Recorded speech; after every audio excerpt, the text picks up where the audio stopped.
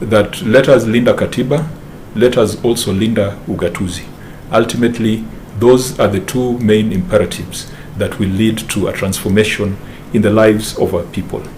Indeed, accountability was a key pillar in our campaign promises. I do recall when we were campaigning in the last election, we went around together saying that we will be more accountable, and we will be more transparent, and we will be more responsive, and we will be more concerned about governance. In Homa Bay County, accountability has been part of our political culture. It's been part of our governance culture.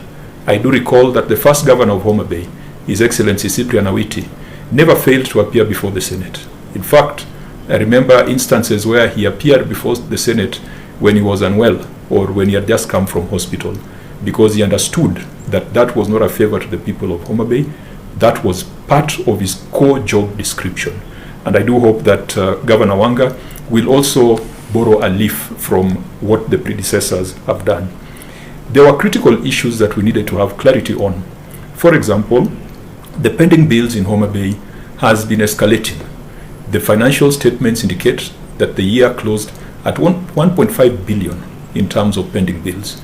That is a lot of money locked up within the county, which if it was released, it would stimulate the local economy. What is unfortunate is that more than 1 billion of that debt is older than 365 days. We wanted to have a discussion on the spiraling wage bill. Homa Bay has one of the highest wage bills of county governments in Kenya. 54% of Homa Bay's revenue goes to payment of salaries and wages, and yet PricewaterhouseCoopers had flagged that the payroll of Homa Bay is ridden with ghosts and the payroll of Homa Bay needs to be cleaned.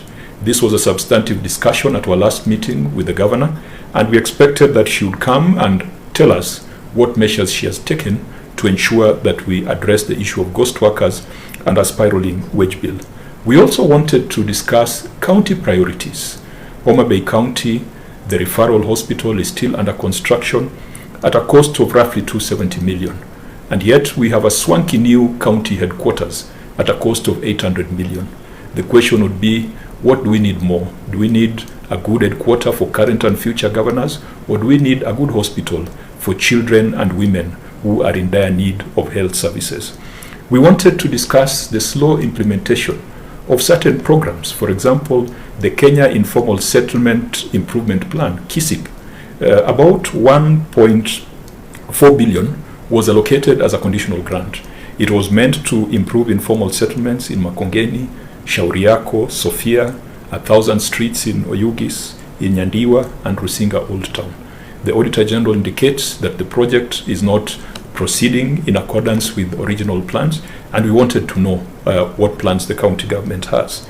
We also wanted to understand, in terms of on-source revenue, Homa Bay's on-source revenue has grown consistently, but it's because of hospital fees. The Auditor General has reported that the monies collected from hospitals, which ideally should go to an FIF fund, Facility Improvement Fund, is not being disbursed back to the hospitals 100%, which is contrary to national legislation. We wanted to get an assurance from the governor that whatever is collected from hospitals is plowed back into the hospitals to ensure that we've got quality healthcare in Homa Bay County. And there were a few other things that came from the audits of prior years, Kigoto, things like county aggregation and industrial parks. So we had a rich, full menu of issues to discuss, and we do hope that when we issue the summons, that the governor of Homa Bay will appear before the Senate and will explain to the Senate and to the people of Homa Bay measures taken to ensure that we linda Katiba, we linda Ugatuzi, we linda Homa Bay, and we linda the people who have entrusted us with leadership. Thank you. We shall inform you of the date of the summons, time and place, and most likely it will be on 30th of March, the year 2026.